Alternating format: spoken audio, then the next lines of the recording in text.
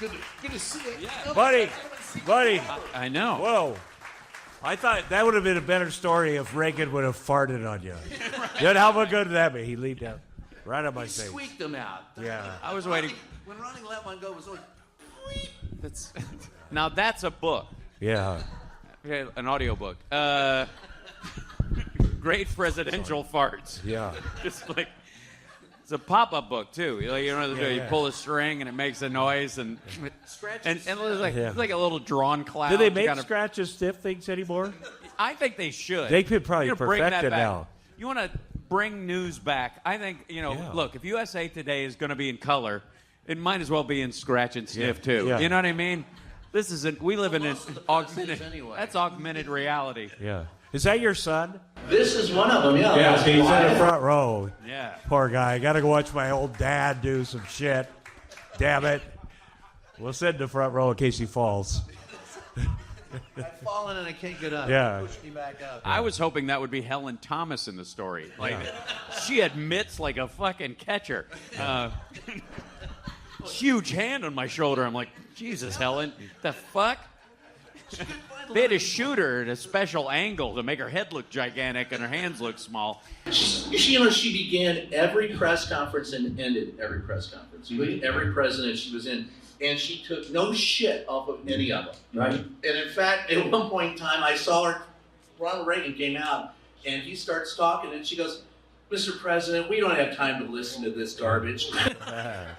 Yeah. Today, nobody does that. Yeah. I miss it. Yeah. So I liked when you were in the White House. You get in arguments with Kellyanne Conway and all those different people covered the White House and Trump. Yeah, that was fun. I like that, right?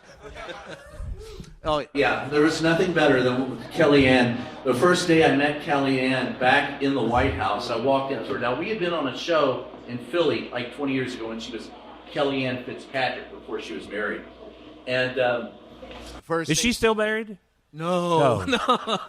That was a marriage that, Yeah. yeah. I've had some bad marriages, but Do tell. yeah, that was tough. That was tough, but they especially went- when they started publicly dogging each other. It was fun. Yeah. It was fun. It was brave. I can't be the only person who, when they broke up, went, if they can't make it, what chance do the rest of us have? No, none at all. Trolling the classified ads. Someone completely opposite of me with a harsh view of the world. Everybody's got to have a fetish. I'm not here to yuck anybody's yum. Look, I mean, is that basically like emotional BDSM? Is that what they're doing? She was definitely into that. yeah. Yeah. I like that her kids started bad out there. That's fun. Kids, all kids want to do that, and but that was helpful. Yeah, it was like they wanted an entire People magazine all to Yeah. themselves. Yeah. I That think was there good. was one. Right. I think the whole issue was about that. Yeah. But she was not only nuts, but she thought very highly of herself. Yeah. When I met her on the first day there, I said, "Oh, hi, Kellyanne. We hadn't seen each other since we did the Wally English show in Philly about 20 years ago." I said, "It's good to see you again." Wally English show. Yeah. Well, on some TV it's showing, and she goes, Vaudeville? We did back in the day. Brian's old. He's old, man. Ladies and gentlemen, Wally English performing for all the troops and the Who's at Home. Yeah. Da, da, da, da, da, da, da. I play mostly ships. She said, "Did we used to date?" And I go, "No, we were on a show together. I assure you, if we dated, you'd remember that." Yeah. Well, she also, back in the day, got up and did stand-up comedy. They had an event in D.C. And you got to respect, that anybody that gets up and does stand-up comedy, I do. That's because And then she sold her soul to the devil. Right. But, she was cute. And she right? didn't get any funnier. I thought Yeah. that was the whole point. Yeah. You know what I mean? If you sell your soul to the devil, you should at least have some good licks out of it at Yeah. the crossroads. But I'm not apparently touching that line. Right. Are there any funny right-wing comedians, really? No. Because they can't be funny because in order to be funny, you have to be able to make fun of everybody. Yeah. Right. And they can't say anything bad about Trump or hilarious about Trump. It's very sad. Well, and that's why we brought you guys. My ex-wife, my first ex-wife is like that. She used to be a very funny comedian. When I met her when I was 23 in the Midwest, 1983, she was one of the best comedians I'd ever seen in my life. We're talking about Roseanne, in case you don't know which ex-wife. And then she went to the dark side, and now she can't make fun of Trump, which should be very easy, right? I just can't get over the fact that she took your ice cubes. Yeah, she took my ice cubes trays out of the freezer That during the divorce. bitch. What kind of a sick bitch takes the ice cube trays out of the freezer? I was willing to give her a pass up till now. Yeah. And the whole QAnon thing, I was like, all right, I'll put up with it. But Tom Arnold's ice cube, fuck that. Yeah. No. Somebody should research what happens to these people, where they're like going along and they do great work, and all of a sudden they, go down the rabbit hole with QAnon and Trump and everything. Yeah. And Trump the QAnon people vote for him. Like, he literally, I've known him 40 years. Roseanne hated him. I will tell you that. We did a special at one of his casinos that went bankrupt. And, when he was Donald Trump, that guy, it was all right. It was all right. It's kind of funny. But he called me and said, listen, I want to do, I got a great idea for the special. I have a friend that has a $3 million car, like a Duesenberg or something like that. And we'll get her to bring it up to Atlantic City. I will drive her onto the stage as her chauffeur. And I thought, well, that's very funny. Now you're in the show, but I get it. But anyway, he drives her up on stage. You can see it. And then about a month and a half later, I get a call from HBO. They're like, hey, that farmer that boxed up the Duesenberg or whatever, Trump never paid him. He promised him $30,000. So I'm like, we'll pay it. That's a hilarious story. Well, now we know why they're stripping all the jobs out of the government. Yeah. He's still got bills to pay from back then. Yeah. He doesn't care. Let me ask you guys. I want to start talking about this is only day 39 of Jesus, can you believe it? How fucking anxious does that make you? Like you're afraid to turn on the TV. Yes. I'm back to do it, to watch and stuff, because, it's so over the top. Well, it would be funny, except it's so damn serious. But yeah, he's taken over. All right, we know the First Amendment challenges, and the press, we haven't lived up to our. I've never been in a briefing room in 40 years where we sit there and first thing we do is compliment the president before we ask him a question. Yeah, right. Helen Thomas would fart on you for that. Yeah. That's there's nothing about that. But on the other end, he has also taken, so that part of the First Amendment is, vanquished as far as I can go. But the idea of taking over the Kennedy Center, Mark Twain commented. Now, he's not a cause, but a symptom we've talked about. And you think that things are so obviously terrible. There's so many of them that they're not even, I'm going to take over the Kennedy Center. Like, but I think there's so many of them now that it's going to be helpful. Well, of course, we're going to find out. They're like, this is the only chance Kid Rock will ever have to play the Kennedy Center. And the only way that a right-wing comedian like Greg Gutfeld or somebody can win. Is he a comedian? No, he's not a comedian. Kid Rock, though, is pretty damn good, man. I like Kid Rock's music and stuff. I like it, too, especially when it started out as other people's. Like Sweet Home Alabama is a great song. But that Lee Greenwood song, Proud to Be American, that still gets me a little chills. I like that song a lot. I don't know why he did that. I don't associate it. It's like Michael Jackson. I ignore the pedophilia stuff. That's amazing. Wait a minute. Tom, that's amazing that the comparison you made is that liking Lee Greenwood's song in spite of its association with Donald Trump is the same as liking Michael Jackson's music. That's true. In spite of monkeys and kids. Yeah. I don't care about the monkeys. Yeah. The monkeys are fine. It's sleeping with kids. You can be a monkey fucker. You're fine with monkey fucking. Yeah. But the point I'm trying to make is that there are a lot of actual parallels, and that's actually I still want to go back to the YMCA. Okay, YMCA is just USMCA. Somebody around him started singing USMCA, and he thought it drew attention to the fact that he changed NAFTA to USMCA, which apparently, by the way, according to the tariff attacks we have to do on Mexico and Canada, sucks. If USMCA was the greatest trade deal ever, why the fuck would you need tariffs at all? Right. What kind of asshole negotiated this? Anyway, so that's where that came from. But I'm happy for the Village people because they're getting a lot of work, Well, and for somebody that's anti-gay, like the Trump, the irony. who's gayer than the Village people? Are you kidding me? If he gets a ship, they're going to play in the Navy. Yeah. You know it. Yeah. You know They it. will. You know He it. does it. You can join your fellow man. Absolutely. Yeah. Absolutely. Love the that. Human Centipede. Sorry. That is not Love a real it. lyric. He's the tail end of the human centipede. You know that, right? That's He used to be. Now he's the middle. Yeah. Oh, yeah. And we know who the tail end is. Yeah. Well, I don't know. I think Elon's in front. Or No.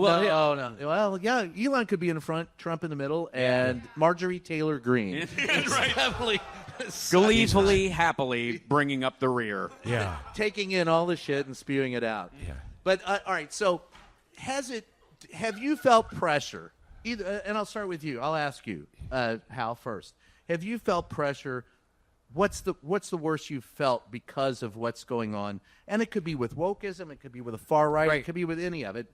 But just doing comedy. Growing up in the South and touring as a comedian and making fun of And the that would be Kentucky. That's right. We're both from Kentucky. Yeah. Growing up in the South and making fun of the South, the rule there is you can only make fun of a place if you're from there. A lot of times the South feels that way. Like, how dare you? If you're a northerner, come down here and make fun of us rednecks. But if you're from there, you can shit all over it all you want.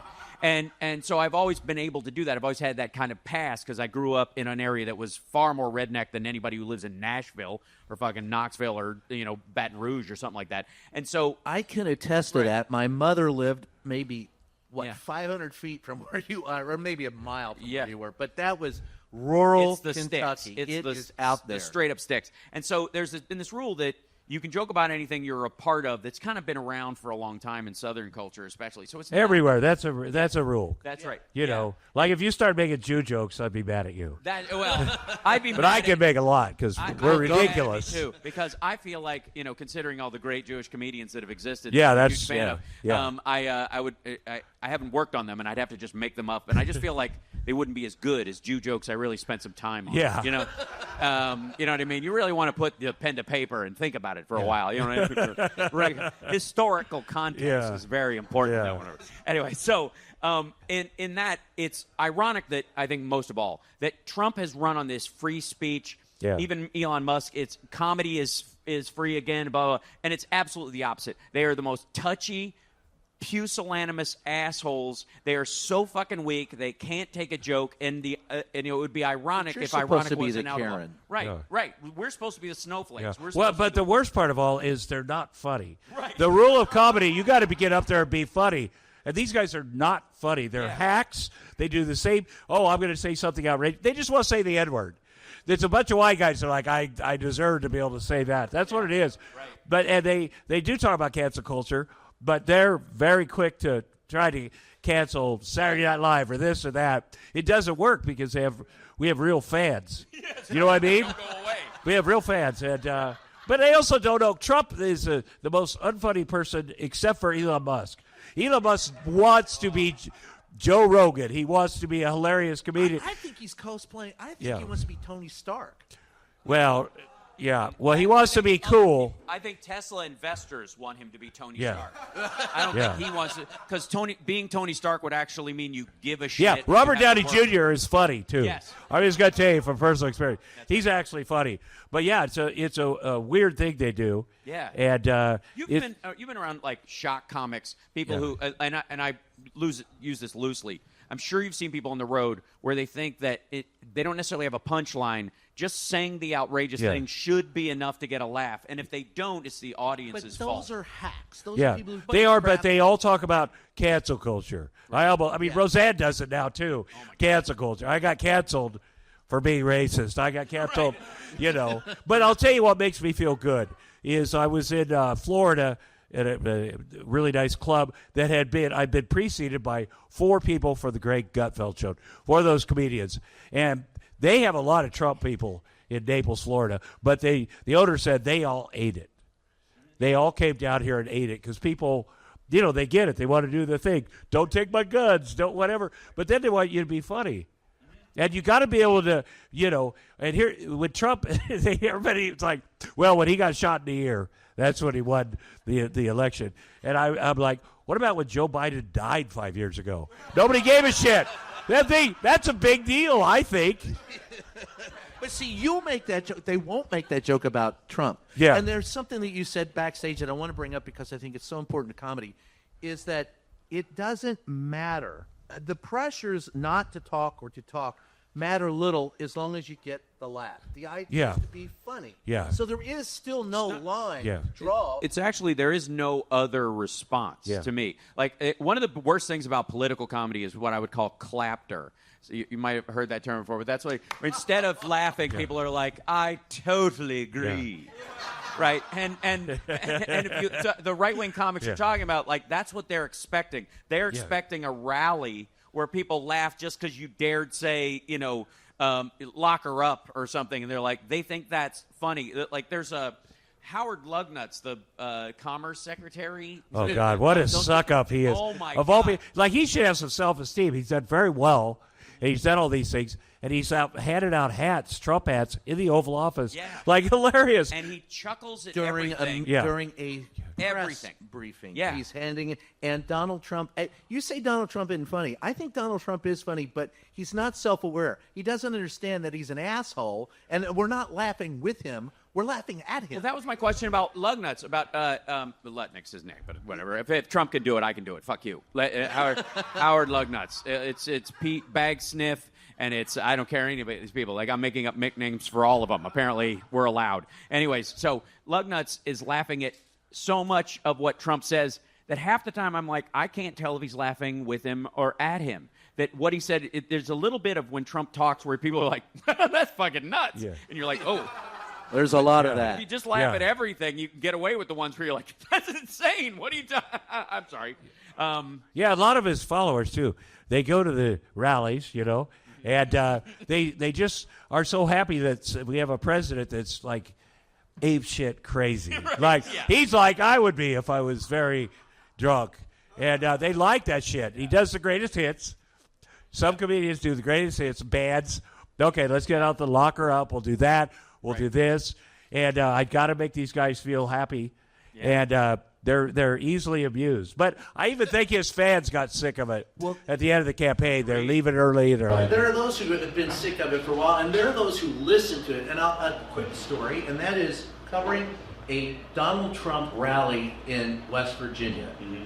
And so I'm sitting there. At this point in time, we have to have in the press, we have to have bodyguards. And Jim Acosta, my buddy, he and I had both had our press passes yanked. Yeah. And by the way, fuck you, Donald Trump. I still have mine. Yeah. 3 fucking times. Which is when people tell me you have to be nice to him. No, you don't. Just do your fucking job. I will be the irresistible force. I will be the immovable object. Fuck you, I'm still here. That looks like are you sure that's real? It looks like something your dad laminated. I'm going to do about fucking press pass, guys. The only press, this is the best press pass I've ever had. It saved, and this is true, it saved my ass on the day of the insurrection. 3 or 4 people who were climbing up the wall. I said, guys, there's stairs on either side of them. Somebody's going to fall and break their neck. Someone did. You would have thought they would have been happy that I warned them. Yeah. But they came over to kick my ass, and I said, wait a minute, I'm not like the rest of the press. And I showed them. And the guy goes, oh, yeah. Can you get me into the mansion? Yeah. And I said, yeah, sure. And I go, okay, nothing to see here, fellas. Let's go. And they left me. well, I liked Brian. When I fell in love with Brian was he would have engaged at the White House or wherever with the Trump people, and it gets very, makes you anxious, but he would engage back and forth like a comedy bit. Yes. Like a comedy routine, because they couldn't keep he got people off guard. Yeah. And he would keep going, and then they'd criticize him really bad, and he'd go, well, what I'm saying, like his feelings are kind of hurt, but then he'd keep doing it, and they couldn't resist him. Yeah. Kellyanne Conway, those guys couldn't resist him. So now he's they like, have to eject you entirely because they're afraid of your tractor beam, apparently.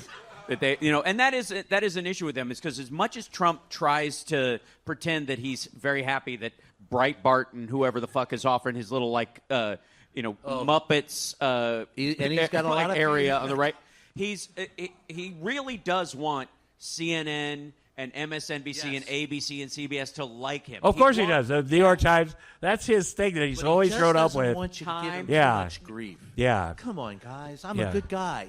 He thinks he is. He's so disappointed though when Brian from RSBN and who's Marjorie Taylor Greene's side piece, right?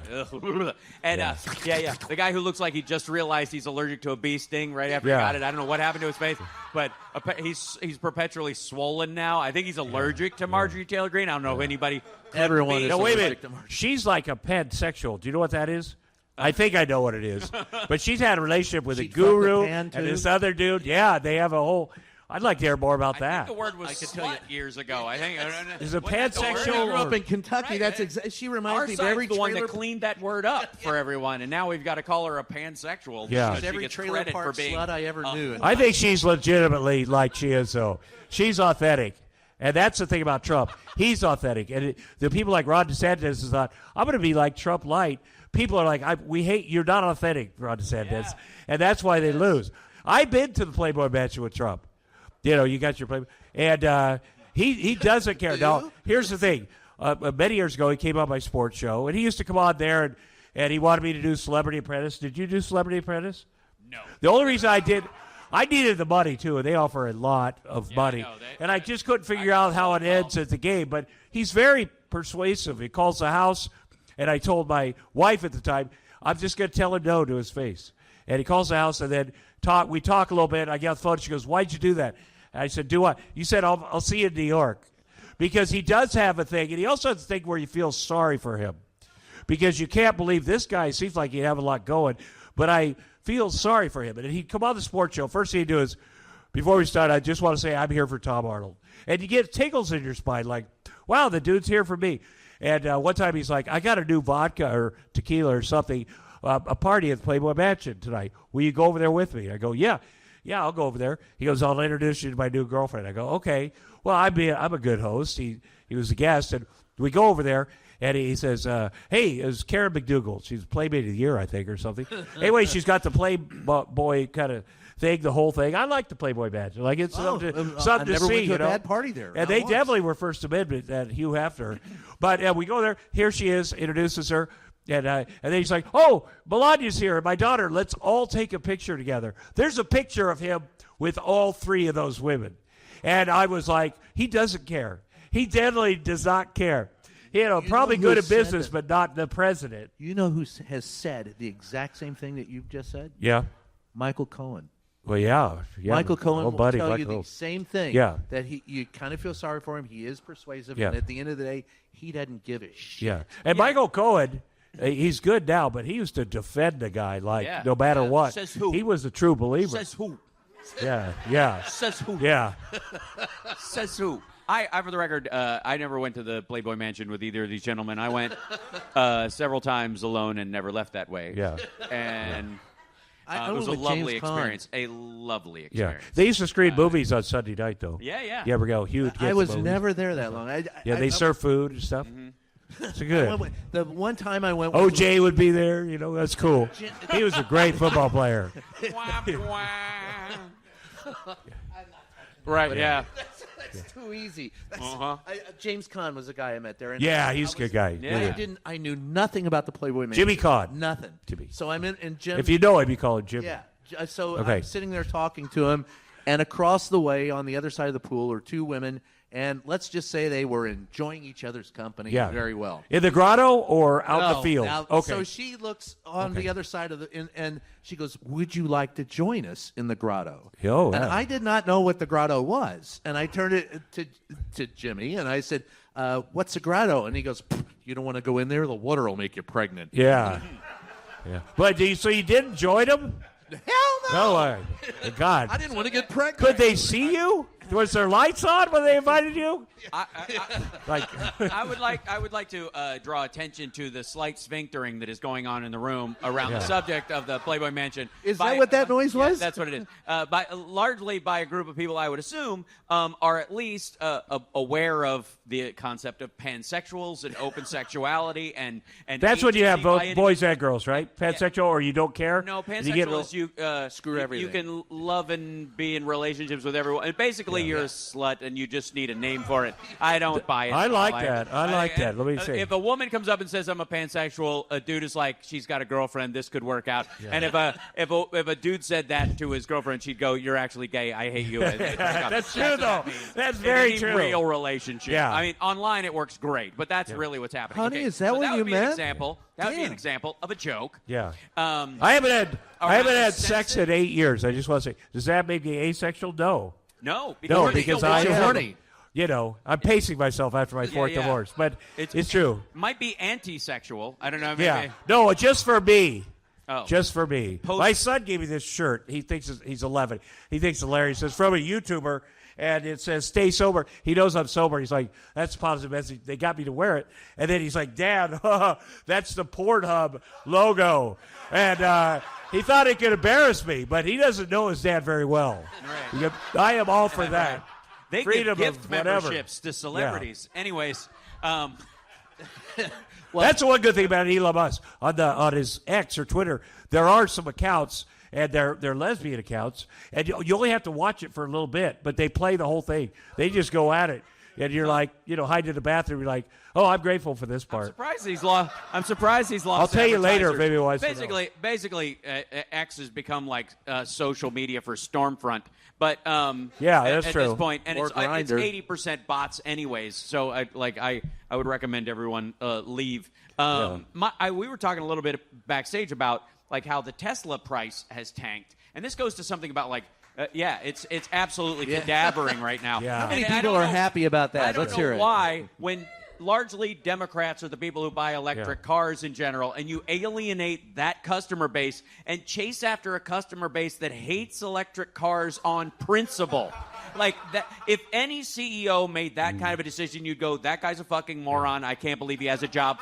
And the board would fire him within weeks. It would be a Bud Light experience for that CEO, right? Yeah. But it isn't because they have this illusion that he is smart. In terms of what we were talking about, they've canceled all the plug-ins. Trump, because Joe Biden, get all the things. You got to plug your car in if you got an electric car. He's canceled all those. Canceled all the charging. Hey, by the way, the Bud Light thing didn't last very long. It didn't. It was, and it was such a stupid thing. There was the influencer that they said was trans. One little thing. Yeah. That's how sensitive. And then even Kid Rock, who shot a bunch of Bud Light. Then later he's got Bud Light because Bud Light sponsors this shit. Oh, he's like, it's they like when the liberals tried to cancel Chick-fil-A, they're like, "Don't eat." I go, "Fuck you! I'm going to eat Chick-fil-A. I'm not changing. It's delicious." I only eat it on Sunday. It's a thing I'll do. It is sad they don't deliver on Sunday. I ordered it at 11:58 at night, and it takes Postmates about a half hour to get to my house, and then I don't eat it until about 9 a.m. when most people are in church. That's good. And I sit there watching the Flashpoint, which is this Kenneth Copeland show. And I just eat Chick-fil-A on Jesus' midweek birthday. I wait till Good Friday when we're only supposed to eat fish. Okay, for the record, I'd like to say, no, you can tell nobody involved in Christianity named it Good Friday. The worst fucking Friday of his life. I think that's it. He had better Fridays. I think that's a dick move. You know what kills me? All right. By the way, I'm Jewish. I don't give a fuck about Sunday. I'm just going to tell you. Sunday's a regular day. The Christians, but wait a minute. The Christians are the ones who want the first, they want what? The 10 Commandments in schools. Why not the Beatitudes? That's actually Jesus. The 10 Commandments. Well, that's the new. I don't know anything about that stuff. Jesus was a great Jew. I know that. He was cool. You should have seen. I'm not going to make that. Well, I'll tell you why. Okay, so have you read the 10 Commandments? Like, there's disgusting shit in there. Right. Like your kindergarten class. I'm not going to let them put that in my kid's class. Well, not only that.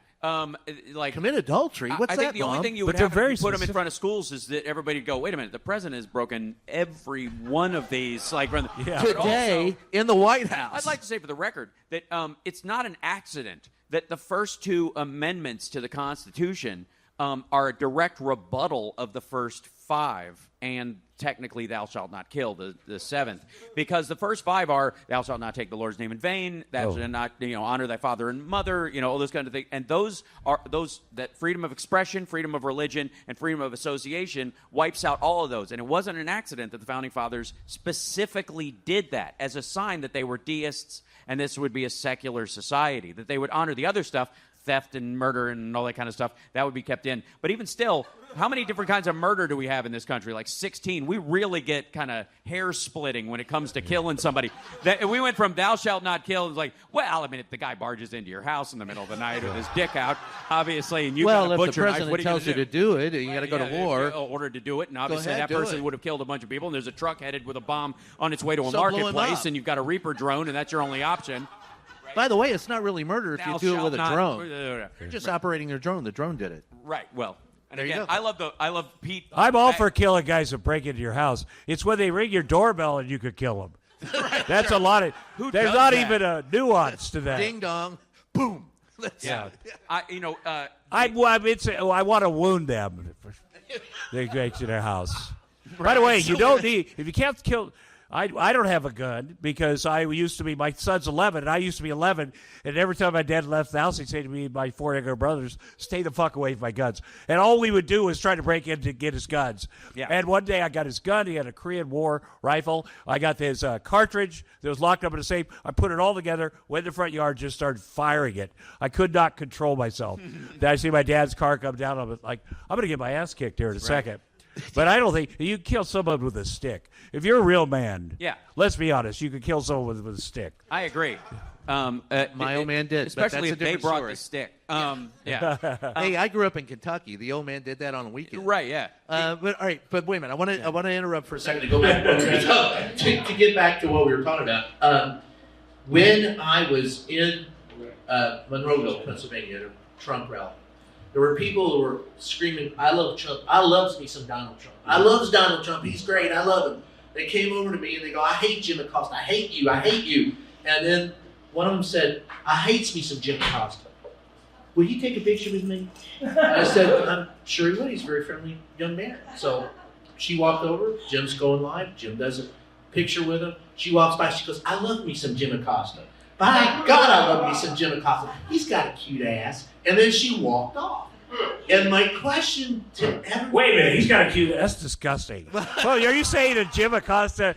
You're going a long way for that. In his premise, he already established this character in this story who is a real person is a deluded psychopath. So anything she says must be taken, heavily weighted against reality. She did wear a shirt that said, I'd rather be with Russia than with a Democrat.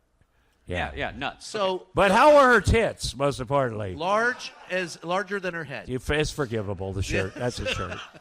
But her ass was larger than that. Can we make that joke? But let me say this, and I'll quit interrupting, but Brian, here's the thing. Trump is a bully.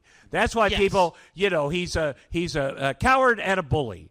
And that's why people are like, oh, I don't want to say anything. I don't want to do the right thing, which makes them a coward too, right? That's my point. Because when I stand there in that briefing room, people are going, let's boycott Donald Trump because there's no point going there. And I saw what I saw that day. Jim just was friendly with someone, and they ended up turning.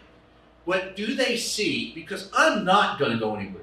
I'm not. I'll stand in that fucking briefing room. And I will fucking, like you said, I'll play. I mean, one time I asked, his press secretary, the eyes every which way, and I said, hey, have you... You don't want that happen. She had a lawn dart accident. That's why I feel sorry for her.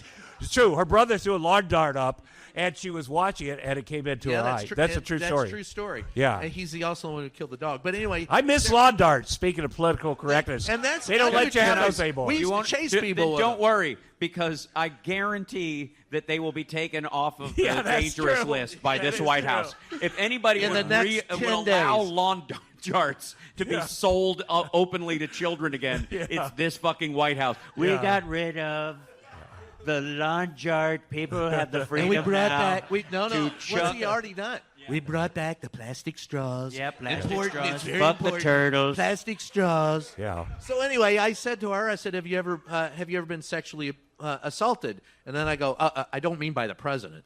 And man, my buddy John Bellis, the comedian, said, "Holy shit, Brian! When I heard you say that, I realized what you were doing." But the point is how did that end up? You asked that question. What was the response? She said she hadn't, and the rest of the press was upset that I had asked it. Yeah. Because they said, "How can you ask that?" I go, "Well, with my mouth and my making words. That's how I did it." But is there at some point? It is a weird question, I have to say that. Well, yeah, I mean, she's on the same day, she's admonishing us, calling us fake media, and telling us to look at a piece of fake media that was created by and that was the first time I got in a beef with them. But the question is, can you not, like I said, I'm not going anywhere. Can you, when you're on stage and there's someone giving you shit, right? Yeah. For what do you say no, or do you keep going? That's my question. They're a free half hour.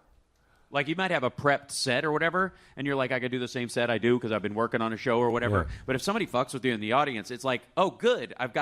I'll just build a half hour of the next half. Yeah. It's all on these assholes. Anytime I'm, at loss for a bid or something is flagging, I can go, like Chuckle Ass over here. Then that guy, they're so like that's how you're recommending we do that with the president. Absolutely. Yes. Yeah.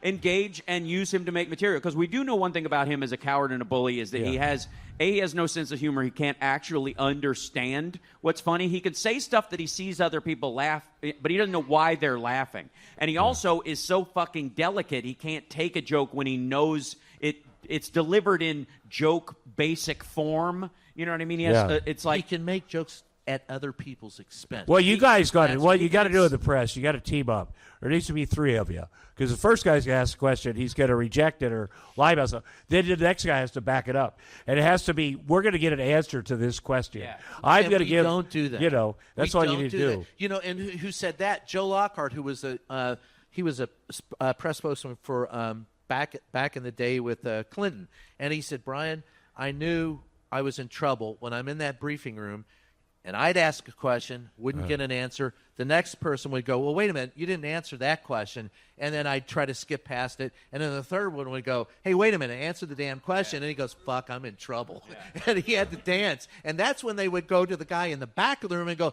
hey, ask us a question. And he'd go, isn't it true Bigfoot is walking across the earth? And because I always knew I could go to that guy. Yeah. We don't do that. Yeah. Well, here's what I would suggest in this situation. First of all, the right has made I'm just asking the question as a defense mechanism for saying all kinds of awful shit. Yeah, that's very true. And that's code, by the way. I want to be clear with everybody. Yeah. That's not something they're just saying, a random phrase they're using. In Auschwitz, it was called the Jewish question. In South Africa, it was called the Native question. When Tucker Carlson says, I'm just asking the question is the Jewish question and the Native question and the black crime question and whatever else there. It's a code phrase that they send out to the right to go, hey, let me slide on this. I'm on the team. So I think in many ways the questions have lost some of their worth in this modern kind of bullying bulldozer society. I think the press needs to start front-loading facts and go, would the president like to comment on that? And just leave that hanging on. Now, that's what we used to do. Put rocks in his backpack and make him carry it around. And they'll go, well, they'll ignore it or they'll whatever. It adds up over time in the same way that the Clinton death count shit started becoming a story to where it was like normalized for a long time. The same thing could be true with Trump and his crowd. You could come in there and like I would front load any lame question about. I have a question about agriculture, but it has to do with the fact that obviously the president was friends with Jeffrey Epstein for 25 years, and the question I would a lot of people are asking is, of course, how long would you be a friend of Jeffrey Epstein's before you knew he was a pedophile? 2 years, 5 years, 7 years, 10 years. That's 12, what he liked 18, him for. Oh my God, he likes the young lady, very young. Yeah. Would it take I just want an answer to the question I asked. That's not my question.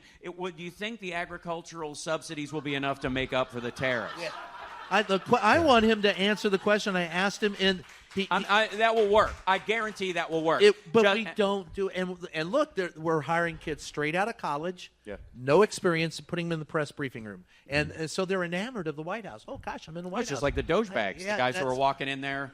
So here's the question. I'll ask you. Let me say one thing about the Epstein stuff. It's very interesting because the right's like, the Clinton stuff's going to come out.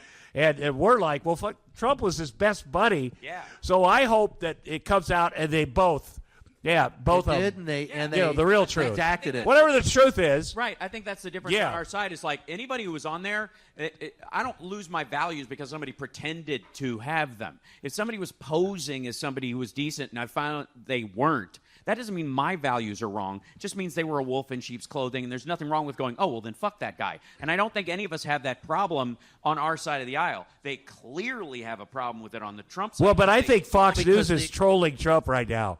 Because they're like, we're getting to the bottom of the Epstein stuff. Yeah. And they have to know he's involved in it. Oh, my God. They're like, this is how we get rid of him. But I think they're trolling us because they are not going to release it. The redacted version has come out. I think they're trolling us. Dave Pam-Bondi released a bunch of stuff that's already in the public record, but only a worse copy of it, so it's illegible. And it's so fucking dumb because you can look up the original documents online because they're there, and this just looks like a 10-deep photostat shit copy where it's obviously like somebody went through with an eraser and took the T off of Trump a little bit and a little bit of the P and just trying to make it look like, I can't even read this. But that's why that's why it's so important that people like Brian do what they do. Because the Epstein thing, one woman, Julie K. Brown of the Miami Herald, would not stop on it. Went around, interviewed 100 victims, get all their. And Miami Herald does not pay well, No. But she spent all that time with all those people, and she ended up taking him down, and whatever secretary of whatever, like all those people. One person stayed on it, and she did that. And that's hard to do if you have 45% of the counties in this country do not have local news. None. 45%. So you don't get that. You don't get those people like from the Miami Herald who cover beats, do investigative reporting. They're gone. Well, there is a curious I've seen in the beginning of this, and I don't know, I wonder if you guys have seen this as much, is that there's kind of this like two trains leave the station at the same time, and they're going to collide if they're both at the same speed. And there's so many of those happening in the Trump White House right now, including Pam Bondi's release of the Epstein files and Anna Paulina Luna allegedly wanting to do this through the Congress. And they're dead serious about it. Like, Luna's freaking out that Bondi's just bullshitting. And that at some point, that's going to come to a head. Trump's existence is call logs that existed well after he said he was no longer friends with him. His financial relationship with the guy, the fact that they broke up over a real estate deal, not this apocryphal bullshit story about him kicking him out because he was trying to fuck a girl at Mar-a-Lago, which, by the way, is still emotionally, morally, and ethically trash. Because what's the story? Okay, you could do that to all the high school girls that are poor in the area, but don't touch the Mar-a-Lago members' daughters. Eat shit. That's a terrible standard. That's what that argument is, right? That's the same argument that says $5 million for a golden ticket to get into the U.S. If you're rich, you have different rules. These trains have left the station, and they're headed inexorably for a collision. The question is, will it be 3 months or 6 months or after he croaks? And increasingly, it looks like they're going to be a lot sooner than we think. Well, I am still waiting to see, because they've been predicting Donald Trump's doom since he came down the escalator, and that cocksucker is still there every damn day. And it just drives me nuts. And I think we're part of the reason why. I think the press is. So here's my question to both of you. I'll start with you, Tom. By the way, the big mistake the left makes is going for the big, there's a pee-pee tape. There's a tape of Donald Trump getting pissed on. It's outrage. That's the big, we got to get that one thing. And although his excuse for not having a PB tape was he's a germaphobe, and he fucking raw dog porn stars, and he's not a germaphobe. Yeah, right. But also, the PP tape he went to P. Diddy and got some baby lotion beforehand. Can I just say for the record, the PP tape was we all know the details of it. It wasn't that he had these girls piss on him, which is a fetish. And again, I'm not here to yuck anybody's yum. I don't get it. But whatever, you do you, boo. But the idea was that they were in a hotel suite and Obama had stayed in the same thing, and so he had the girls piss on the bed as an act of. Here's the thing: that Ritz-Carlton in Moscow. Let me tell you, I stayed there. I worked there in 2015. I lived there, and the people that ran the hotel, they never thought Trump was really going to be president. And so they said, here's what happened. And he did. He had somebody piss on Obama's bed. Yeah. And I'll tell you where he got that idea. David Corn and Michael Iskoff are very, very, very good journalists. And they tracked down to like 2 months before, Trump went out in Vegas to a late-night show. They got pictures up there, and the woman is called Hot for Teacher. And the woman on stage pees into a like champagne flute, which is super hard, I imagine. Yeah. And you can see him going, oh, that's a good idea. You can pee on stuff. When I get to Russia, I'm going to do that, too. And this is the same guy, by the way, who took over the Kennedy Center and said he doesn't want to see any what shows? What doesn't he want to see? Drag shows. Not that he's ever seen them. Now, I was at Studio 54 when I was a kid one night when he was there. I know for damn sure that son of a bitch saw 3 of them that night at his table. Well, first of all, let me tell you about drag shows. Voted Rudy Giuliani. Yeah. But here's the thing about drag shows. You never did it. There are, someone wants to be a drag and read to kids. I'm all for it. You could read to kids. It's hard to keep kids' attention. I know. I'm the mystery reader at my kids' grade school. But then there's adult drag shows that you can see in West Hollywood, right? Have you ever been to one? I have. Yes. Like they're sexual and everything. It's hilarious. It is. But there's a difference. I've gone to them together. Yeah. You ever get a lap dance or have to sit on your face? No, that one. Yeah. They do that because they recognize me. Like, I'll sit on his face. Whatever it takes. All right, so here's the question. I think we've answered the pansexual question. Yeah. So that's good. That's But progress. It's been 8 years. Dude, I have 4 ex-wives. I'll try anything. I'm just saying. My decisions have not worked out. So, all right, is there such a thing as a bad question? Tom. I think when you ask a question, you know the answer, but you know it's going to make the person look good by answering your bad question. That's a bad question. Yeah. What's his name? Brian from RSBN. Yeah. He's literally, that's his job right now. He hangs out in the White House press corps room and in the Oval Office, and Trump calls on him specifically, and all of them are these Go like ahead, Brian. bad. I love you. Yeah, Brian, you had a question, and they're all these like, here's a hat. Did your seat ever get hot from the sun shining out of your ass? Like it's that kind of. It's these like badminton tip-up questions that he sent. Or are you happy that everything you do is great? Yeah, right. You should be. Are you finally satisfied? Has there ever been a president that has done as much as you've done? Right. Yeah. So Joe Biden screwed it all up. It's all his fault. But here's why I asked that. Here's a question that was actually asked, and why I think there's no such thing as a bad question, only a bad answer. In 1975, before my time, Betty Ford was in the East Wing with her contingent of reporters following her around. One of them was fresh off the choo-choo, just out of college, first day on the job. She's walking through. They're asking her questions about this and that, and what are you doing for the president? What are you doing for foreign relations? And the one kid spoke up and said, have any of your kids ever smoked pot? And every reporter there said, that's the fucking stupidest question I've ever heard. Right up into the moment where Betty Ford said, yes. Yeah. And then they said, holy shit, he's brilliant. Yeah. So I think it's the How cool was that Betty matter. Ford? I'd never heard the term alcoholism. You know, Betty and she Ford came was- out and said, I've got a problem with this, problem with that. And people, that was very scary. She was Very one of the most I've been to the Betty Ford well-respected- Center. It's very, I stayed there for 30 days. Okay. It's very, but the fact that she did that, answered that question, it's amazing. See, to me, it's always the answer. So if that Brian guy, and I can't stand this guy, I know at some point in time he's going to lob up a softball and Donald Trump's going to whiff. Yeah. I mean, he's just going to whiff it bad. They're not bad questions. What do you consider a whiff, though? Tell me how that I think goes. he's going to say, hey, aren't you the greatest president in the world? Then, sun come out of your ass, and he's going to go something like, well, when Roy Cohn fucked me in the ass, I love it. And we're going to go, holy shit. I know. He's going to fuck it up because that's what he does. Yeah. He so can't help it. I've He said will this- step on his dick no matter how small it is. Right. And they will still love him for it.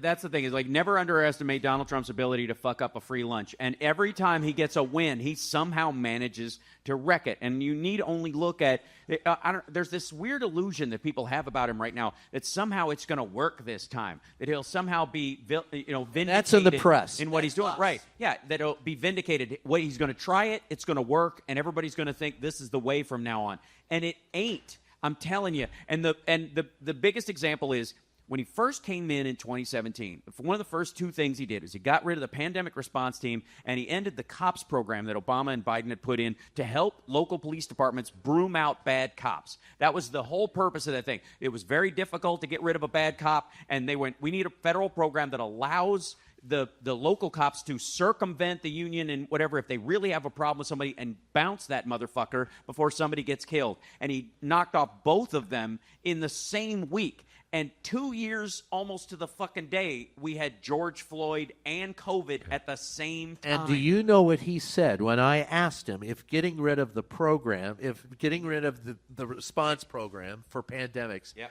he said, that, by the way, was Obama's fault. Yeah. That was his answer. Wouldn't it be funny if Trump got killed by a bad cop? He's out there around. Oh, shit. Yeah. There's a... Be funny. We all know, though, it's going to be it's going to be a fish sandwich from McDonald's. No, we all know that. no. Right? It's either that'll go down sideways like Mama Cass, or it'll just be his blood thickness level. The viscosity of his blood will have seized up to the point where it's. He's never going to die. That fucking dude. Oh, whatever you say. And that's why the contrast with him and Biden, like, he should live forever. I think they're going to roll him around like Admiral Pike in Star Trek. I think he will die, and I think when he dies... Red light, no. Green light, yes. And they're going to go, hey, listen to it. That means make America great again. Beep, beep. Yeah, right. No, I think it'll be on the back nine at Mar-a-Lago. He's going to shank one with his 3-wood. As it goes off into the woods, he's going to fall to the ground. He'll hit the ground the same time his ball does, and he'll roll over and go, ugh. And they'll bury him right there with his ex-wife. That's it. Right. My ex-wife's over here. I want to be buried. No, they'll weaken at burning him. I'm going to tell you. That's what I'm saying. I agree. I think Yeah. that's what I mean. Like with that Admiral Pike thing, they're gonna there's no fucking way because there's nobody in the wings. That's the one upside I do find in this is that because it's such a cult and he's so specific to this movement, there's no way J.D. Vance picks up the ball and runs with MAGA or Elon. Ron DeSantis. Elon can't because plus he disrespects J.D. Vance. He has no. Oh my God, he just hates him, and he brings Elon in like this is my favorite son. Like he used to do to Don Jr. I knew Don Jr. too. He was so freaking mean to Don Jr. He just was cruel. Don Jr. actually, like me, had a bit of a drug problem. I'm sure it's cured now, but he got arrested one time for fighting in New Orleans. Trump kicked him out of the family. He said, "You're cut off. You're out of the family." And so my friends and I took care of Don Jr. and we'd bring him to Maui with us for family vacations. And I kind of was in charge of the young people group, sober group. And I really felt for him, What Cohen said about I'm him? like, yeah. Well, Cohen said that both of his sons, at one point or another, came to him and said, "I don't want to end up like my dad." yeah. Well, Don Jr. didn't talk to his dad for a year after he raped his mother. That's a fact. Like he took his mother's side when that rape thing came out during the divorce. I gotta say, like as a Now she's buried in his golf course. God damn it! As a person with parents. The idea that I love both my parents. My parents are divorced, but I love both of them. If either of them buried the other on a golf course with no headstone, I think that would be the line. I think that'd be fuck you, mom, fuck you, dad. Like as much as I love them, like we're kind of done here. I don't know even how you fucking process something like that.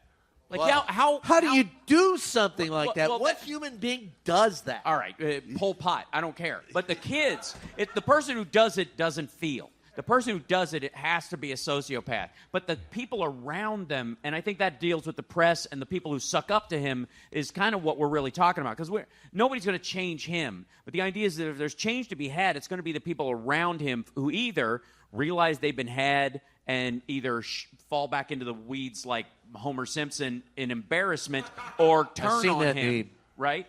But they're all grifters now. Okay, yeah. They're the people that did have backbones, were truly patriots. They're all grifters. Mm-hmm. And there are some people who are speaking up. The 5 defense secretaries today, they're speaking up like, It's so weird. He hates DEI, but Pete Hegseth is the defense secretary, and they fired a black guy who had all the credentials in the world. Yeah. You know, and a woman, of course. All the credentials in the world. And hopefully, I think people are going, okay, this is not good. Bridge too far. Right. Only, it's one of the things where, like, they're like, we're going to broom out all the, all the people. We're going to go from top to bottom. Hegseth said this in his little, like, they're doing these blurbs now. They're all their own press secretary now because it's a fucking reality TV show. So, like on a reality TV show where they all put them in the room and give them these side interviews of who's going to be cut next and all that shit. That's what's coming from all these cabinets. So Hegseth does this thing to explain a memo he sent out. I would think the memo should be self-explanatory if you can read it. But he came out and said, what this means and what this means is what we're trying to do. Snorting. Right. But they're also the Fox. They're not even Fox News' best people. Right. They're the fucking weekend guys. Yes, the right. weekend gankers. They can't even get the best, the morning, biggest stars of Fox Saturday News. They're AM, not journalists. Right. But they are not journalists. The one thing I reporters. really stuck out is he goes, at the Pentagon, we're going to go and clean out, the people who are incompetent or whatever from top to bottom. And you're like, well, that might work at some other like Department of Education because some rando person could be appointed at a fairly high position because there's no hierarchical structure. But in the military, you start as a private and you work your way up, and the people at the top are the people who have dedicated their lives to it, have spent more time doing it. Are you talking about Dan Bongino? Right. Well, that's the FBI, right? But the point is, same thing. You can appoint somebody midway in all these other areas, but Hegseth is like, we're going to start at the top and work our way down to the people who and don't. The trans thing. Today I saw 2 pilots have been in combat 20 years. They're badasses. Yeah. And they're going to get kicked out because they're trans. Right. I mean, that's just great. Let me tell you something about Trump. One time he was doing this thing where this congressman in Montana, this big Greg Giandotti or whatever his fucking name, I think he's governor now, he got into a fight with a little guy from the Washington Post, and he flipped him over at a press thing, and Trump loved it. He's on stage like, I'd like to do some body slamming, And so I tweeted, I will come to the next Trump event, wherever it is, and then we'll have a contest. I'll get up on stage with you in front of everybody. We'll see who body slams each other. If you body slam me, you win, and vice versa. The Secret Service came to my house. I swear to God, he called the Secret Service, and they were so embarrassed. I don't need the Secret Service again. They were so embarrassed to be there for this, and so we sit down. As soon as they get in my living room, I got the cameras on. I tell them every crazy story I've ever done, every fight. But at the end, they said, I just want you to know that it's a harmless joke or whatever, but maybe a crazy one of your fans. First of all, I go, I got no fans, but go ahead. Maybe they'll take it wrong, and then they'll try to do something to Trump. And it's funny because they're like, and I go, well, have you ever talked to him about that? They're like all the time. But their last question was, if you're back in Iowa, where I'm from, and you run into Trump, will you throw down on him? I'm like, it would be strange just to run into, maybe at the state fair or something. But I go, I'm not saying I'd throw down, but I would get in his face. Because I have stuff to say to you. That's what I do. Well, here's my question for you then. All right, all this that we've said, we've outlined this for the last half hour, 45 minutes, talking about the terrors of Trump. He's got the Kennedy Center, got the Mark Twain Awards. Are you worried about the arts? Do you think Hollywood becomes afraid of doing things? I know the news is. I can tell you right now, I work for I'm there. There are very few companies who have the wherewithal to stand up to him, to put the truth out there, to put facts out there. So, in entertainment and in comedy, I'll start with you, Hal. Do you think that's a problem? I sort of dare them to come for me or anybody in the comedy world that goes up against them, because if you run on the free speech thing, you automatically carve out me being able to fuck with you. And so it's almost, I'm more even than journalists who can have their press passes thrown out. I think comedians have a wide open chance to go right for the throat. Figuratively speaking, I don't want to get metaphorically. I don't need the NSA if you're listening to investigate me any further. Exactly, but I think comedians, we have it should be open season, especially because he doesn't give a shit if people are outraged. If people march and freak out and hold signs or whatever, he thinks he's doing something right. He looks at resistance behavior, and he considers that a badge of courage. They go with this whole, I mean, you see them throw around this phrase all the time. If you're pissing off everybody, you must be doing something right. Well, no, fuck you. Hitler pissed off a lot of people. I don't think he did anything right. I think he made a lot of people angry, and it wasn't like, well, he must have struck a nerve. Right? Shut the fuck up. No, you don't get a pass on that. But what we do know is that since he can't take a fucking joke, that means we have all the power. The comedians, more than anybody else, have the power over this guy that journalists don't. He can shit on them and dismiss them and call them fake news, but you can't call it fake comedy. You can say you're unfunny, but if other people are laughing, you're outvoted no matter what. It's, comedy is always a democracy. I agree with Hal. It's an opportunity. It's an opportunity for all art, to be honest with you. This, at HUD, what is that, Housing and Urban Development? A funny guy from the internet, Paulie, he somehow hacked in and played that video of Trump licking Elon Musk's feet in the office, like everywhere. And they were going around trying to unplug the TVs. They had no idea how to deal with it. I think there's some good people who are great with technology, and there's going to be a lot of people that step up and start hacking into this stuff and sides of buildings, this, that. And I think that's how people are going to speak up by doing that. Both Trump and Musk are delicate as fuck. And as much as they want to be funny or want to be thought of as being strong and being able to, resilient and all this shit, they aren't. And both of them, mocking them is their biggest weakness. And so that has to be integral to everything that attacks them. Because if you just get outraged, it's going to have zero impact. Because that's what the whole liberal tears bullshit was about the first time around. They just enjoy it because he's our first troll president more than anything else. Yeah. That's why the trolls elected him to be a troll, to troll the people they don't like.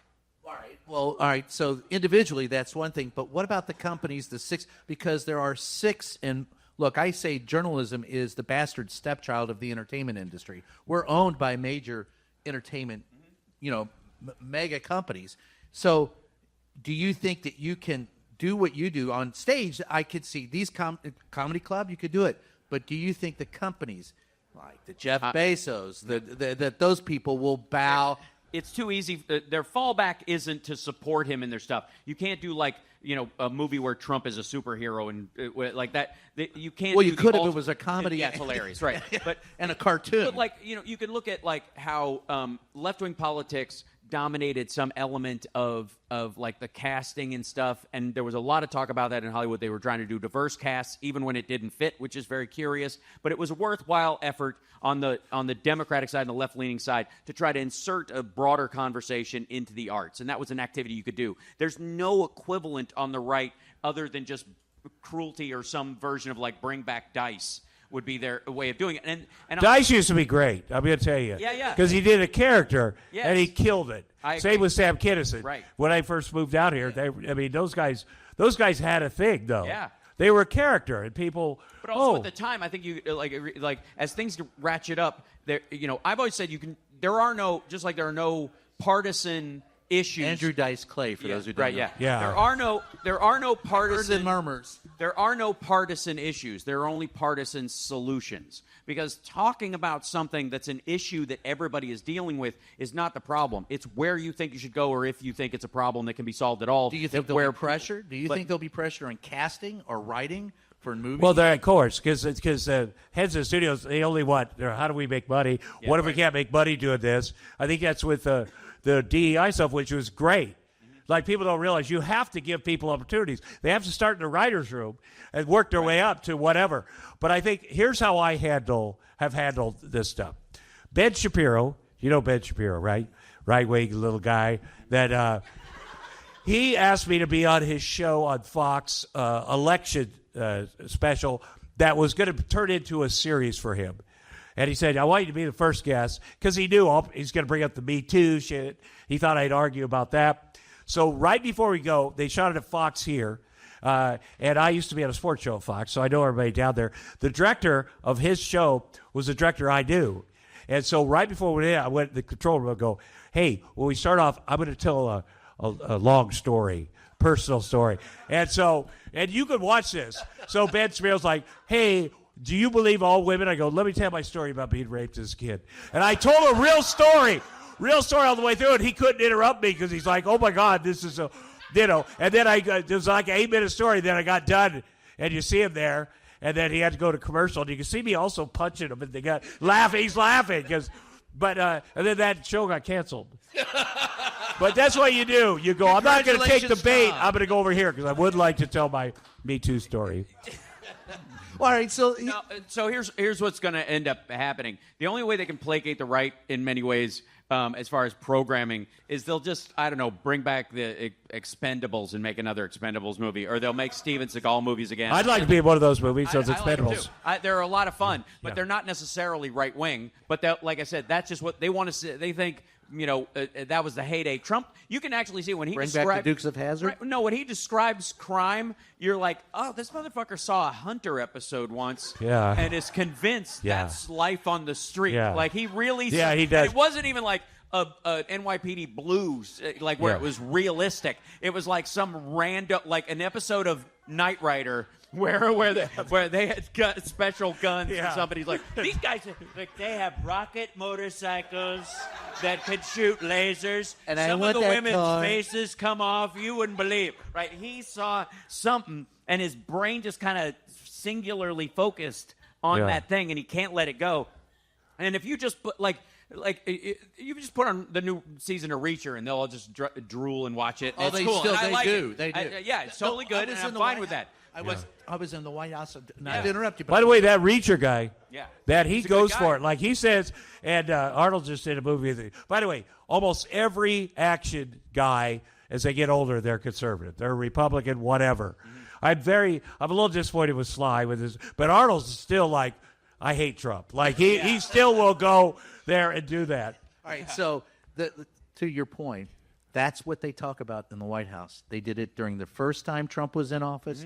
They do it now. You go back to have a conversation with any of them, and they will practically come when they talk about action movies, Sly Stallone movies. Steven Seagal. I did a movie with him. There was a guy in the first White House press office, I won't say his name, who said that, and he was anyway, so who said that he believed that Steven Seagal was the greatest fighter in the history of the United States because he'd seen every one of his movies at least twice. He didn't see all of them. No, he didn't. He must saw the early ones. Because the early ones, he wasn't real badass. Yeah, By the time I did Exit was with him, he couldn't even lift his leg up to do a kick, and another guy'd come in. And let me tell you, just like everybody, have you seen him in Russia with doing those? He's 500 pounds, man. With People the are Bela running by him. Lugosi. Yeah. He's got the spray-painted Bela Lugosi. No, it's Sharpie. You can see it on the screen. He got it from Stephen Miller. Yeah. Well, but he's very sensitive too, Steven Seagal. Like after our movie, I told stories to promote the movie about him. He called up a mutual friend and said, who's paying Tom to tell stories about me? And I'm like, nobody. I know I'm doing that. That's what I do. And they tried to make an arrangement where we met in Russia to kind of be friends again. I'm like, I'm not going to do that. Right. I don't give a shit. Right. All right. I do stories about Arnold that are much worse, and I love Arnold. Yeah, that's. By the way, that is one of your defining characteristics. One of the things I love about Tom Arnold is his ability to not give a shit. I think that my motto my whole life has always been care enough not to give a shit. That you have to care about what you grew up in matters to Kentucky. you. Right. What matters to you so much that you don't give a shit what other people think about it because you know it has meaning. And also, and that's why I love both of you. By the way, as I tell my kids, if you're going to get your feelings hurt on social media, don't be on social media. Because those people don't exist. We exist. Those are whoever they are. So give them no bots. Yeah, give them nothing. I always say, thanks for reading. You're a cocksucking motherfucker. I do like the mean ones more. Sometimes people are like, we really respect you, Tom. And I'm like, okay. But then I have a really mean one. And also this, if you track those people down that are saying the horrible shit about you, you're going to be disappointed. I tracked a couple people down. I knew where they lived, whatever, called them on their own phone, and they were so nervous. They're like, we're really sorry. We're genuinely just huge fans of yours. We wanted to communicate with you. And you're like, I almost did a show called Say It to My Face, where people say shitty things. They show up where they work, McDonald's, whatever, and go say it. But they'd be sad and pathetic, and then you'd feel bad. There's no point. Yeah.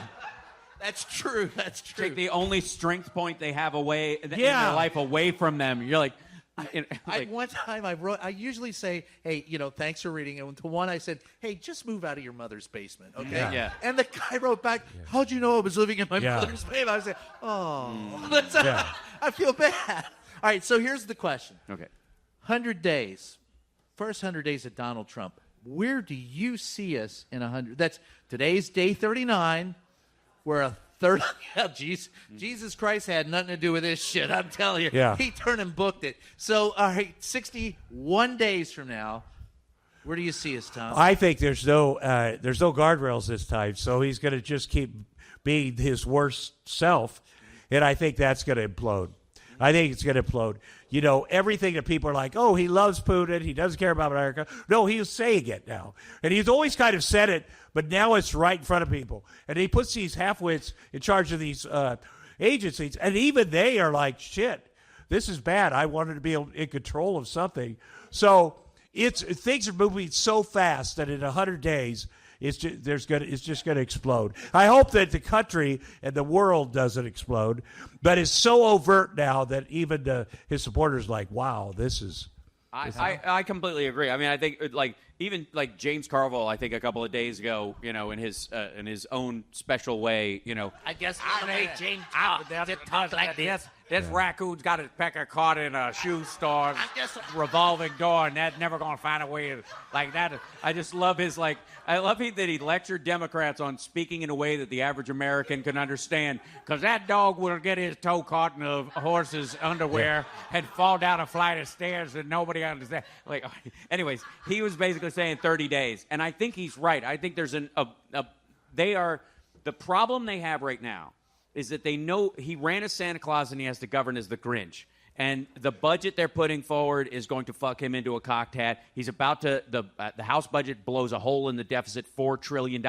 They have to cut Medicaid to get his tax cut through, or the Freedom Caucus won't let him. He's warring with fucking Chip Roy and Andy Biggs and stuff. Things are fucked when you get to that point. And Mike Johnson, the Speaker of the House of the United States, Mm-hmm. that's a big role. Yeah. And he is the biggest, and he's a Christian. Yeah. And he's just doing allegedly, and he's doing all this shit covered for Trump and never being honest. He's scared of him.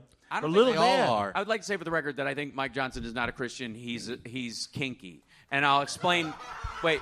He's his son's pornography. They're each other's pornography monitors. Because, they monitor each other's pornography, him and his son. Wait a minute. And I'm not talking about his black son that's older than him. I'm talking about the one they still put in the pictures. Which is very weird. That's weird. I want to make it perfectly clear after covering. Now I'm doing Nixon. Yeah.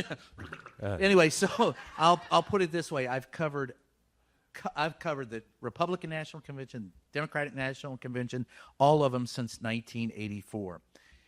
It is without a doubt a statement of fact that the kinkiest fucking shit, all the glory holes, all the shit that goes on, is in the Republican. Mm-hmm. And they were afraid of it. The Democrats will say, hey, welcome, kumbaya. They'll go home, except for Bill Clinton. They'll go home and fuck their wife and go to bed. Mm-hmm. And it's just happy, you do you and I'll do me. Mm-hmm. The Republicans are all up their ass about what gets up their ass. Yeah. And they put it up their ass and then get pissed at you because you want to put it somewhere else. It is weird sticking your dick in a hole at like a random person's house, not knowing, not having any idea, hoping for the best, hoping what's on the other side, but Jesus. Yeah, gosh darn it. People got to learn by example. I can't get the image of a cigar cutter out of my mind. Yeah. You know what I mean? Like, forget it. Like, I get the appeal of anonymous sex. I can abstractly understand that. But there's an element of just the trust game. It reminds me of that scene in Flash Gordon with the stump. Never mind. Anyway,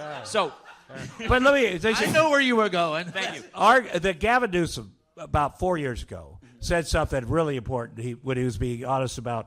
He said, these people all around Trump are going to follow him off a cliff. Yes. And we were hoping it was 2021 at January 6th, but it is still going to happen. No, he's going to. I'll say this about the. Go ahead. I just want to finish that thought about the 100 days and the timing of it. Is that Carville thinks it's 30 days, and the reason I think he believes this, and I think it's probably closer to the next 45 days. But they have a limit at 100 days where they've made a bunch of promises, stuff he said he would do in an hour or the very first day or the very first week, and none of it is happening. And the bad stuff he said wouldn't happen is absolutely happening. The stock market's going down. The prices of things are going up. Even with the threat of tariffs, the prices are going up. And what's going to happen is they're going to put up with it. MAGA's going to put up with it for a little while longer, but they're going to see the 100 days coming. And about 10 days out from it, they're all going to start panicking at the same time. They're already starting to do it now. You're seeing it everywhere. Yes. But it's going to reach a boiling point about 90 days in where there's like this, what the fuck? Because Democrats, because we don't control the House and we don't control the Senate, can't be between him and his goals. So it's his game to fuck up. Yes. It's his game to lose. And they're all aware of that. I think that's one of the reasons why Democrats, wisely, are stepping back a little bit at this point, because they can't outvote him and they can't stop some of this They're stuff. They're just suing him in court. That's all. Right. Yeah. And they'll vote against stuff normally, but they can't stop it cold. But they can sit back a little bit and not look like they're fighting him too much, so that when it happens, when all those people who feel like they've been bamboozled or suckered need somewhere to go, the Democrats can go, we told you so, and we didn't mean you any harm, and we can fix things if you'll just let us 2026. Well, and that's going to be the conversation. Yeah. That really is. Here's the thing, and I'll say this about the last 100 days, or the next 100 days, or the end of the 100 days. We have two parties in this country. I've always said we have one political party that has no heart, and one that has no head. I'm seeing the Democrats have always eat their own, time and time again.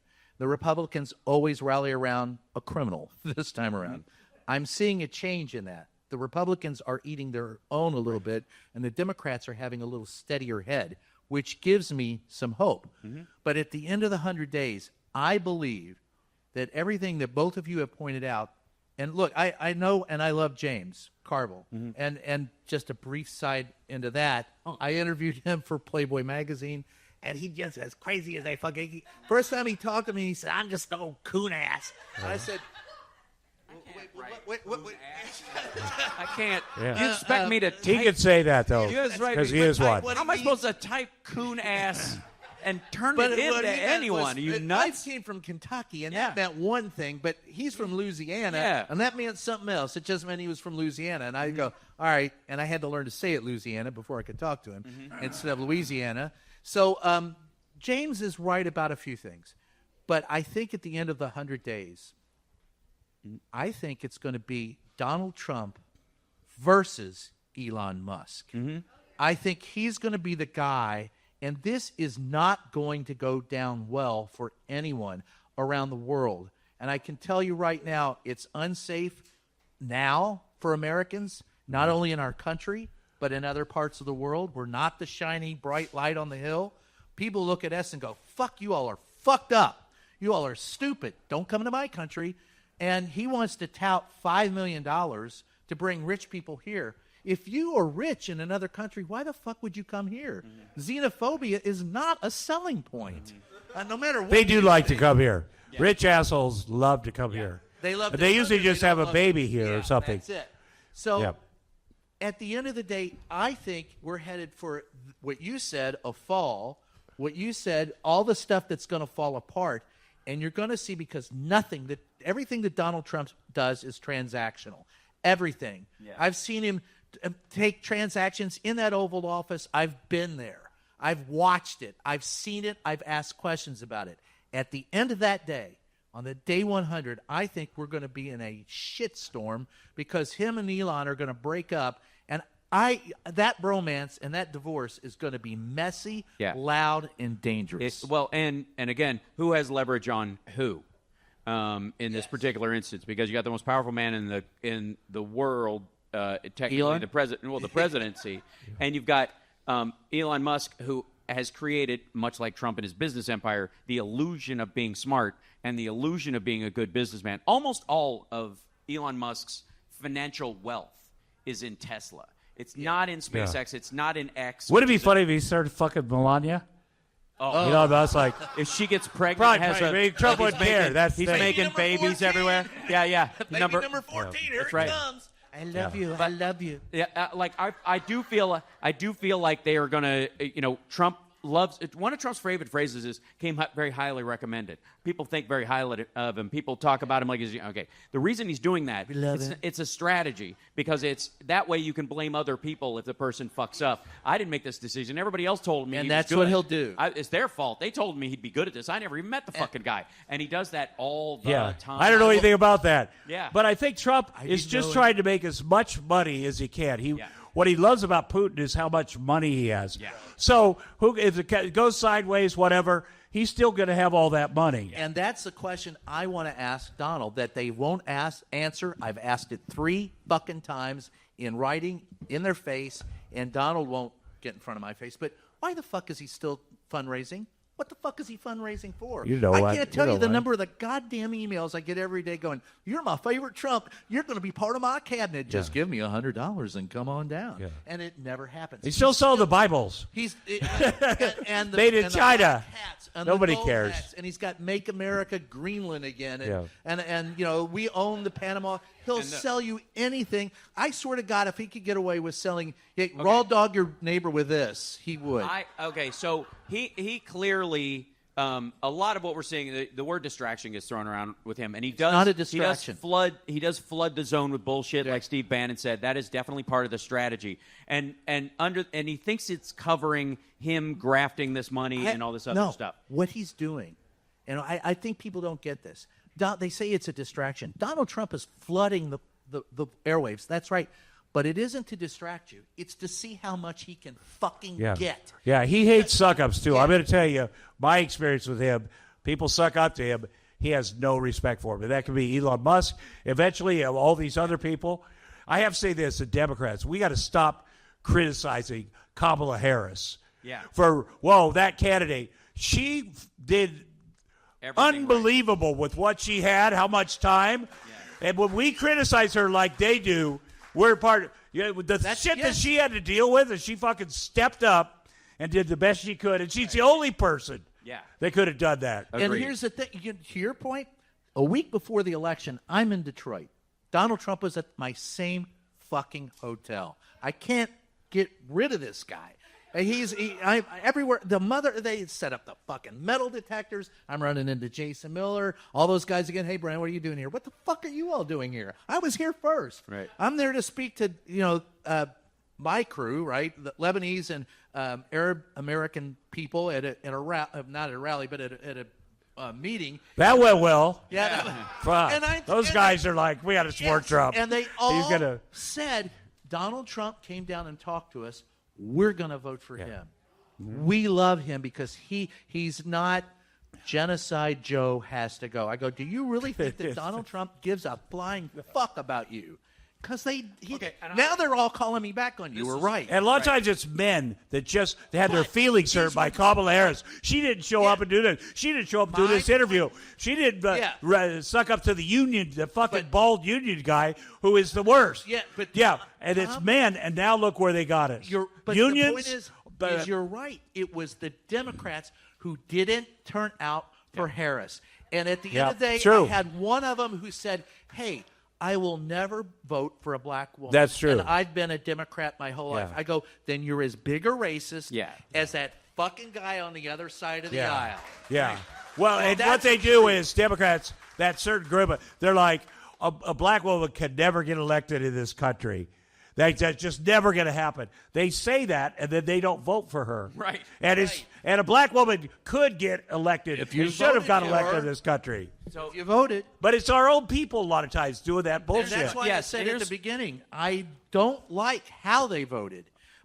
And it's a super minority, and they have figured it out. Mm-hmm. A super minority. If you only have 60% voter turnout, and we consider that a great turnout in this country, a minority of 30% plus one can elect someone. Mm-hmm.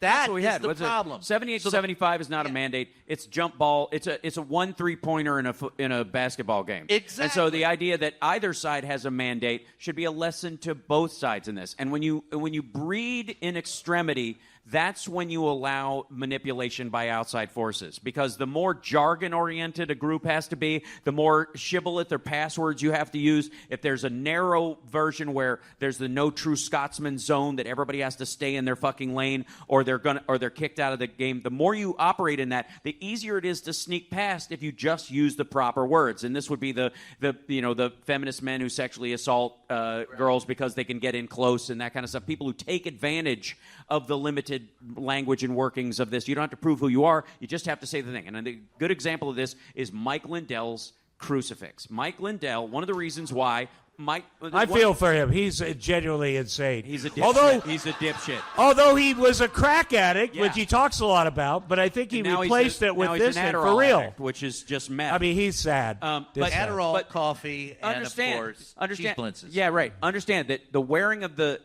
crucifix that he did, that's why My Pillow got as popular as it did, because he boldly wore a cross in his ads. And a section of the electorate and anybody who doesn't give a shit buys the pillow, doesn't even notice it. But the Christian crowd noticed, oh, he's proudly wearing that, and they all bought the pillows. And that's what pushed him to the front of the line. And that's... And to me, marketing. That's a good idea. Though. Right, I'm going to start doing that. Get a cross. I have a Sarah David tattoo all covered up. I mean, for that much money? Are you shitting me? Well, you remember what Bill Hicks said, right? Huh? Bill Hicks said, imagine if you're Jesus and you come back, and he Right. actually came back, and you saw the cross. You think he'd like that? That'd be like Kennedy coming back, and we're wearing crucifixes, with AK-47s. We're going, love you, John. Yeah. That's that. Rambo Jesus. Yeah, right. That's my favorite Jesus. All right, so go ahead. Yeah. I want to close. Exactly. So the distraction point that I want to make is that maybe he's doing it naturally because he actually is thinking about these things because they're feeding them this stuff. And if you look at the technocrat map that was put out by Elon Musk's grandfather's group, the Technocracy Incorporated, in Canada in the 1930s, it has a map of the techno state of America that would be run by engineers and not politicians. It would not be a democracy. It would be the capitalist version of a communist structure, and it has the United States, Canada, Greenland, and Mexico. They own it. That is all one group. And this talk about the Amero and all that kind of stuff, that's where that seat, and that's Elon Musk's fucking grandfather pushed that. That's where Trump saw it. That's where Trump saw Greenland and Canada as the 51st state. He saw that map at Elon Musk's house or wherever they hung out, or he showed it to him. That's exactly where it came And they don't hang out. And he's never been at his house. He was on the plane. Well, he was on the plane. He brought it over to him. Yeah, right. He was on the plane, and one plane ride with Elon Musk, and he's talking about good genes, fast racehorses produce fast racehorses, because he obviously doesn't think that about Don and Eric, but now all of a sudden genetics are important. But the distraction part of it, I want to be really clear, is that the Doge bags and the Doge group themselves. The concern is not that they're making cuts, and we talk too much about, oh my God, they're doing terrible damage because they're cutting programs they don't understand. It's a heist. It has nothing to do with what they're saying it's doing. Behind the scenes, information is the only currency of the modern age. And that's what's going on. And the point I would like to make, and I showed this to Brian before, see these guys walking in and out of the Treasury with their little black backpacks. Do you think they could fit one of these in there? Okay, this is a 64 gig. You can fit that in your ass. Yeah, exactly. Quick. Guys put a lot of things in their I don't ass. want any volunteers to prove it. No, it'd be easy. So you on something this size, Yeah. this is just something you could buy at Walgreens, but it's like you could fit 200,000 records of every purchase, 200,000 people's entire financial records from birth to present on one of these. 200,000. There are only 8,000 elected politicians in the country, meaning one of these could have all of their financial information, all of their communications, any FBI files you have could be fit on one of these, and that's all it would take. Secondarily, this right here, okay, this is a Wi-Fi spoofer. I have one of these because I'm named after a computer. With it, if I so chose, I am. If I so chose, Close the pod bay doors, Al. I'm sorry, I can't do that. It can only be attributable to human error. With this, not only can I create fake Wi-Fi networks just to fuck with people, but if I was at a Starbucks, I could create a fake Starbucks network and do a key log of everybody who signs in on using their Gmail password with a spoof page that looks like Gmail, and I would have their password. Okay, this. Why are you doing that? Why the fuck would you not be doing that? You can do it. Get the bad guys. Why would I admit to doing it on camera? That's there true. are cameras, Yeah. Tom. I'm just speaking allegorically. Can I look at that, by the He'll way? be at the White House next week. Yeah. That one I built from pieces, but you can buy one. And this is called the Flipper Zero. Okay, this mainly what I use this for is that I can spoof hotel keys. So I can take one of these, and if I walk up to my hotel key when I'm touring, I can put it up against this. I don't need the key anymore because I can just swipe it, and it will continue to work. I can also do it to anybody else's hotel key. I can also do it to your garage door opener. I can also do it to any gate opener that uses any kind of Wi-Fi signal or any Bluetooth signal, which means that any one of these guys, and I guarantee every one of the guys on the Doge team has one. Every fucking one of them. Fucking that girl right there. That's not a picture. Stop it. Now, so again, my point is that it's too fucking easy. It's a heist. We're overcomplicating it. Elon Musk is there to gather all this information and steal as much stuff as he can to guarantee contracts that he has and have control over information, because that's what he's ultimately going to use as leverage to make sure That's that why I think it'll be him that will go down. I agree. I agree. That's where he's going to call it out. Hal, let me say this again. Why aren't you doing it? Number one. Let me tell you something about being a non-journalist, being a citizen journalist. You don't have any ethics.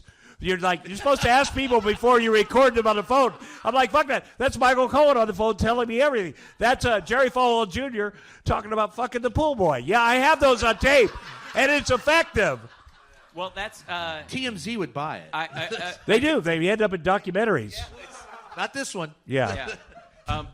Again, it's only a matter of what I would admit to on camera. But what I'm telling you, though, as somebody who grew up in sort of like the sideline hacker community and that kind of stuff, how easy it is and how much easier it's going to get over the next couple of years. Here's the reality of the next 3 years under the Trump administration. You know the old Rumsfeld thing of like known unknowns and unknown unknowns. Ladies and gentlemen, because of AI and automation, I'm telling you, we are heading into the biggest era of unknown unknowns that anybody has ever fucking faced in a developed country. Period. End of story. And nobody in the White House has any idea how to deal with it.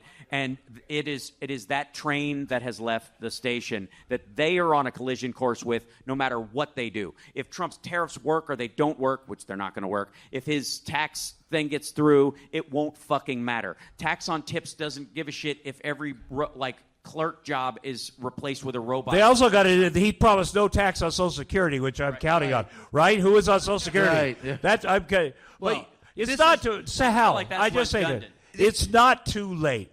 No, it's not too late.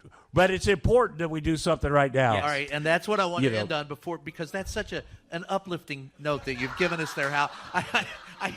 I want to end on something a little bit more hopeful, and that wouldn't be sticking in your ass either. I will throw in this. If you live 5 more years, the chances of you living to be 150 go up exponentially. There you go. Yeah. Just saying. That seems expensive. Healthfully.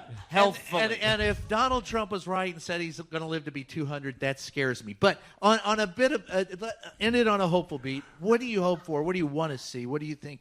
Where's your hope lie? I want to see people if they have thoughts, if they're pissed off, or say something. Now, don't be freaked out. Don't be like give up. Don't be all sad clouding. And it is easy to get like that. Just watching TV, you get so anxious. I can tell when people on the social media have just been overwhelmed. Yeah. And but it's all going to work out. It's all when they talk about AI. Trump had that thing where the billionaires were in his office.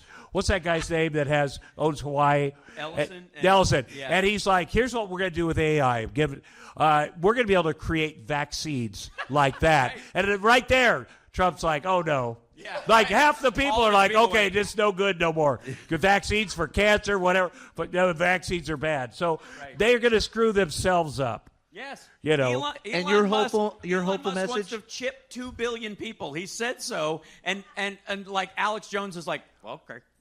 So your hopeful message? I am absolutely hopeful. I mean, I believe in this concept of sort of the Sun Tzu concept of hide your strength and bide your time at certain things and draw the enemy out onto a field that is not of their choosing. And I'm a big fan currently of what I would call the Macron handshake.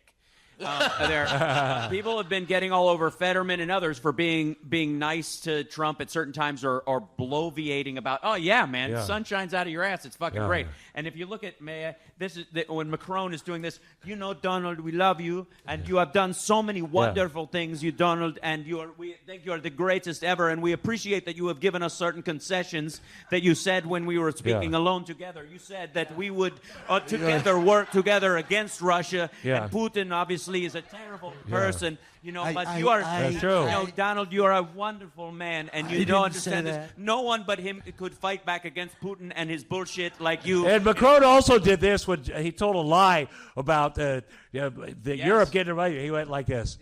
Okay. You know, and the UK guy today first started me by bringing out a letter from the King of England. Here's a letter inviting you to a royal whatever. It's the only time it's ever happened. First time where you were having a state dinner.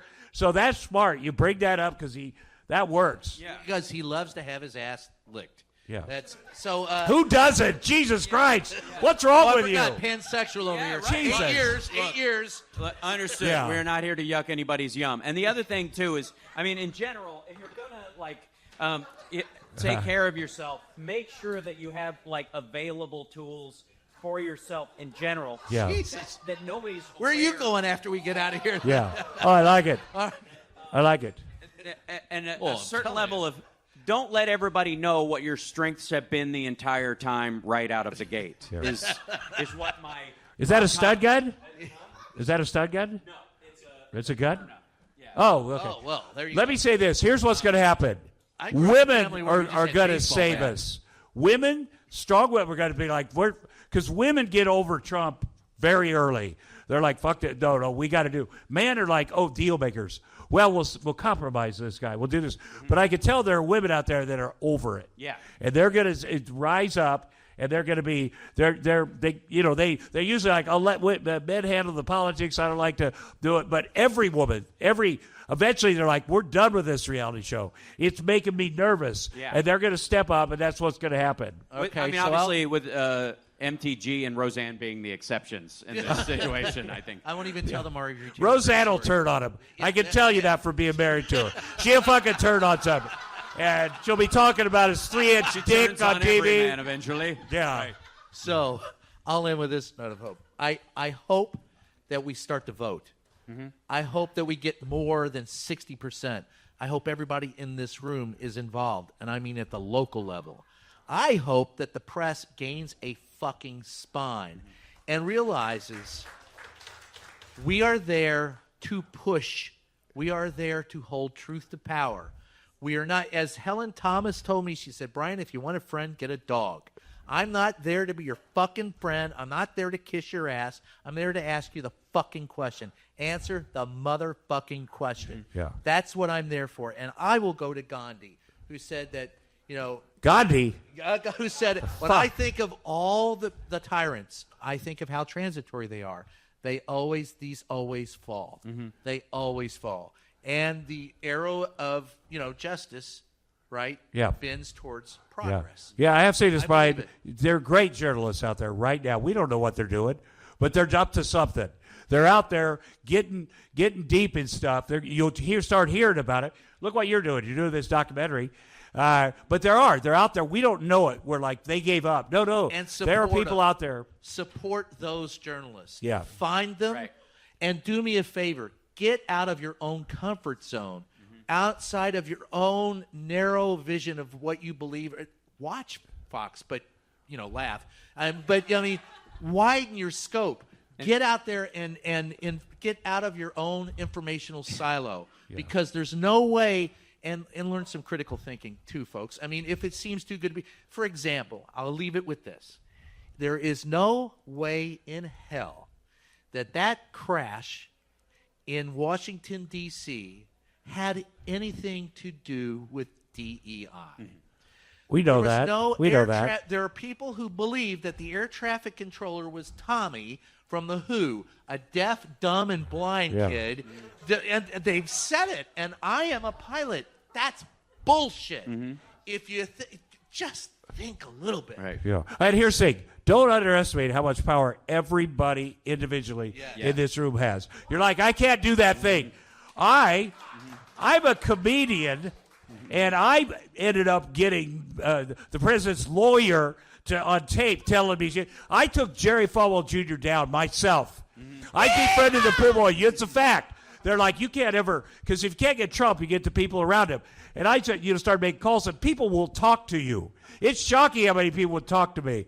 They didn't know I was recording them, but they will talk to me. And so what one person could do, everybody, you could cause some trouble. Good trouble. What was it that the man said? Yeah. Your son's wants to make out. He wants to get out here and make out. I don't blame him. She's so cute. Like my dad. He's a buzzkill. By the way, if you can't stand to watch the right-wing news stuff, that's what I do on my live stream. I break it down and I watch it for you or with you. But also, I think it's a good sign that Midas Touch has taken over as the #1 podcast away from Joe Rogan. There is a trend in that way. There is a member of Midas Touch here in the audience. Dude, just let him be. I was trying to do something. I just want to thank you for being here. I was trying to subtly support him. Never mind. And I fast forward to the days of overt. And I'm also running for president in 2028. I've already announced on my live stream, but I am running in 2028. Period. End of story.